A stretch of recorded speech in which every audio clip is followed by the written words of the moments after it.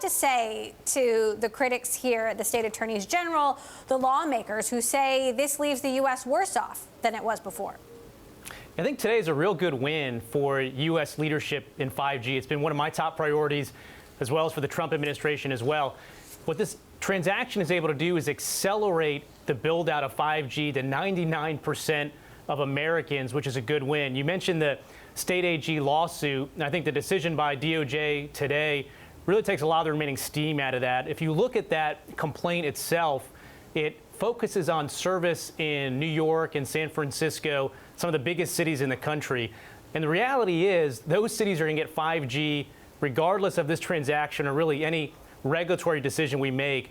But by approving this transaction, we get 5G not only there, but built out again to 99% of the country, which really closes that digital divide. So do you think the states will settle? Well, I think this undermines a lot of their actions in those cases, and I leave it to the Department of Justice and the state AGs to work out where that comes from.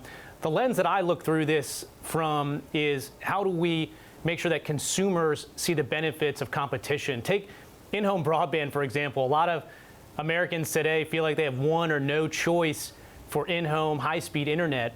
And by combining the assets of Sprint and T-Mobile together, you really get some disruption in that in-home broadband market that's going to be benefit for consumers.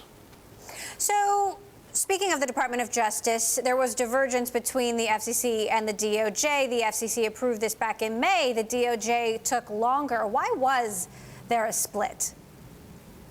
Well, each of the agencies, the FCC where I work and the DOJ, have separate statutes and therefore lenses through which they look at each transaction. So I respect the process that they run over there. One thing that was significant for me is to think about what does it take to compete in this new 5G world. The next 3 to 5 years in wireless is going to be very different than the last 5. And by combining these two companies, you finally have a third provider that'll be of the same scope and scale as Verizon and AT&T have been. And that's going to be a new level of competition for consumers. And frankly, for 5G, the amount of investment in spectrum assets you need to deploy this new technology is something that the two separate companies weren't really going to be able to do. A big delta between what they could do on their own and what consumers are now going to get to experience if this transaction goes through. Now, we were speaking in the block earlier, there's been some sort of inconsistencies on how this administration has approached media and telecom deals. What sort of signal should we take from this about the future of these kind of mega deals over the next couple of years?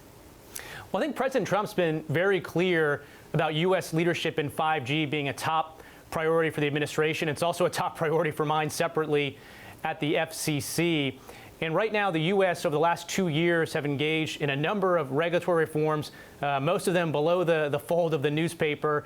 But we've been able to leapfrog our global competitors, and we now have the world's largest 5G build here in the U.S. 40 cities are planning on going live this year, and that's something that we weren't seeing 2 years ago. So I think that's a real big win. Internet speeds in the country being up 40%. I think all features of the government, Congress, the administration, the FCC are working to make sure the U.S. wins this race to 5G.